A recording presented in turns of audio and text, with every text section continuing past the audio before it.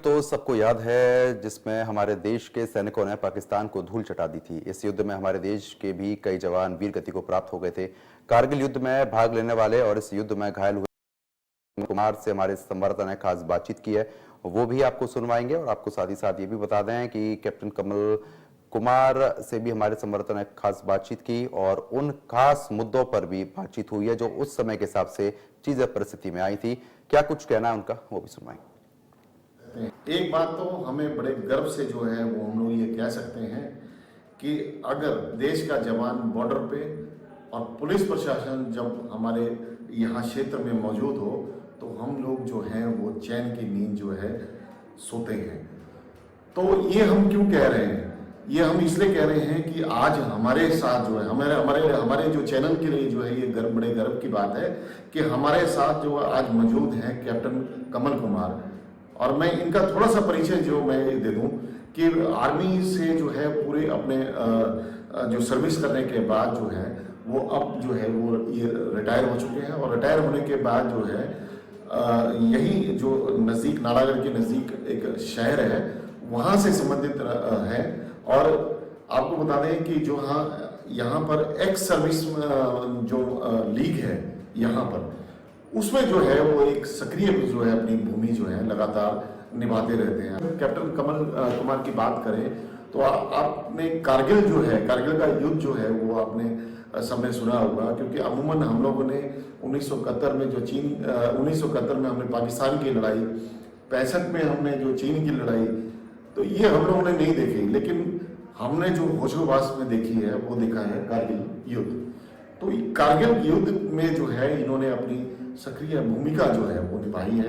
आज इनसे हम जो है बातचीत करेंगे और थोड़ा सा जानकारी लेंगे कि ये युद्ध किस तरह से हुआ था और क्या माहौल था, क्योंकि ज़्यादा जानकारी जो है इनके पास है, क्योंकि जो वहाँ पर मौजूद थे, जो जवान वहाँ मौजूद थे, उन पर जो क्या बीत रही थी और उसके जीतने के बाद उनके चेहरे पे किस तरह की खुशी थी, तो यही हम जानकारी लेते हैं। सर आपका सबसे पहले तो बहुत बहुत धन्यवाद है सर, आपने हमारे को टाइम दिया सर। धन्यवाद, मैं आपका भी धन्यवाद करता हूं कि जिन्होंने ये मुहिम छेड़ रखी है और हम जैसे सेवानिवृत्त सैनिकों से आज अनुभव शेयर कर रहे हैं। मैं आपके चैनल का और आपका धन्यवाद करता हूं कि जिन्होंने आपको हमारे को इस काबिल समझा।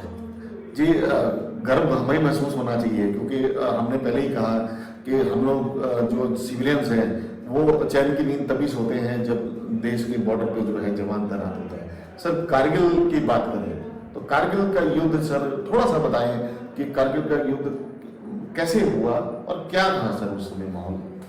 मैं आपकी एक बात का करेक्शन करूँगा, आपने सिविलियंस का नाम लिया कि सिविलियंस चैन की नींद से सोते हैं। जी, सर्वविदित है कि ये युद्ध जो है भारतीय सेना के द्वारा लड़ा गया और विजयश्री भी प्राप्त की।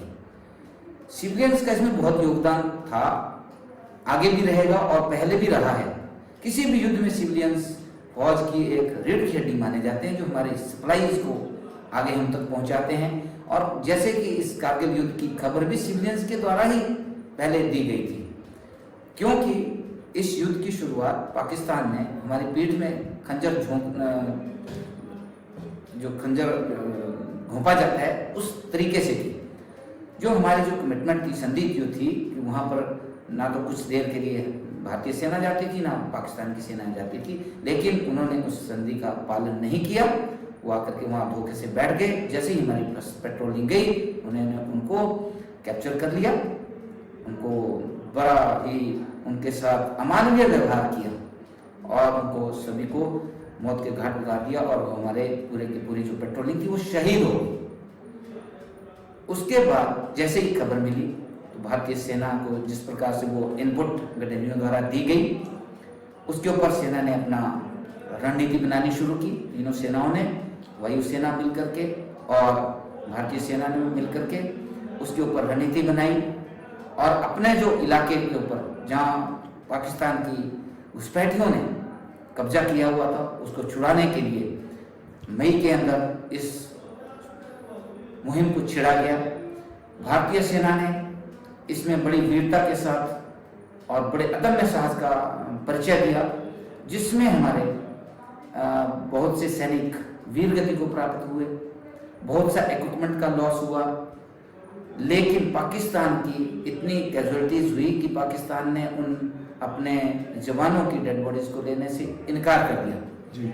ये युद्ध एक आगे कई पीढ़ियों तक हमें प्रेरणा देता रहेगा कि किसी भी मुल्क के ऊपर आंख बंद करके ऐसा विश्वास ना किया जाए।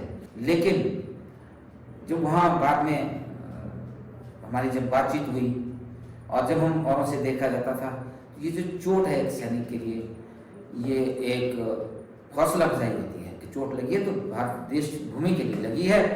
और हमारा सौभाग्य, एक सैनिक सौभाग्य समझता है कि मुझे चोट लगे या गोली लगे या मृत्यु हो जाए, ऐसे भारत माता के लिए सबसे बड़ा सौभाग्य एक सैनिक के लिए होता है। और जो मुझे चोट लगी थी माइन की, उसके बाद में मुझे भी एक विजेता पुरस्कार के तौर पर तत्कालीन सेनाध्यक्ष ने मुझे भी प्रशस्ति पत्र से नवाजा था। और ये हमारा सौभाग्य था कि हमें भी उस सेक्टर में लड़ाई लड़ने का मौका मिला। मैं तो सभी से ही कहता हूँ कि अपने बच्चों को ज़्यादा से ज़्यादा सेना में भेजें और आप जैसे जो साहसी पत्रकार हैं इन बातों को आगे तक पहुँचाएं ताकि सेना का मनोबल ऊंचा हो, हमारे युवा पीढ़ी का भी को प्रेरणा मिले कि नहीं हम सेना में जाएं और देश की रक्षा करें और नशे से दूर रहें। आप इन बहुत से मुहिम को आप कवर करते रहते हैं कि आगे बढ़ो, नशे को छोड़ो, आगे बढ़ो, बेटी पढ़ाओ बेटी बढ़ाओ और पर्यावरण का भी साथ रखो और देश और राष्ट्रवाद का साथ दें और सेना के मनोबल को और ऊपर उठाएं। तो ये थे हमारे साथ कैप्टन कमल कुमार। आपको बता दें कि देखिए इनसे बातचीत में एक बात तो बहुत बढ़िया इन्होंने बात बोली कि हमने सुना था कि ये इंजर्ड हुए हैं, तो इंजर्ड से इन्होंने खुद बताया था कि एक माइन के ऊपर जो है इनका पाँव आ गया था।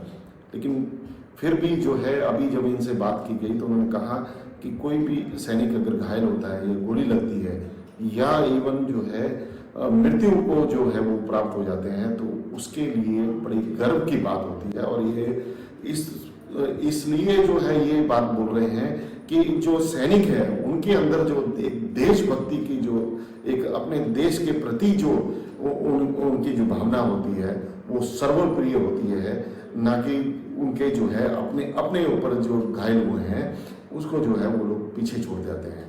तो बड़ी अच्छी बात जो है इन्होंने बोली नौजवानों के लिए। इन्होंने स्पेशल तौर पे ये कहा, अपील की कि आए आगे बढ़ के जो है देश की सेवा के लिए और आर्मी में जो आए, नशे को से जो है दूर रहें, क्योंकि अमूमन युवा पीढ़ी जो है देखा जा रहा है कि नशे पर जो है नशे की गिरफ्त में आ रही है।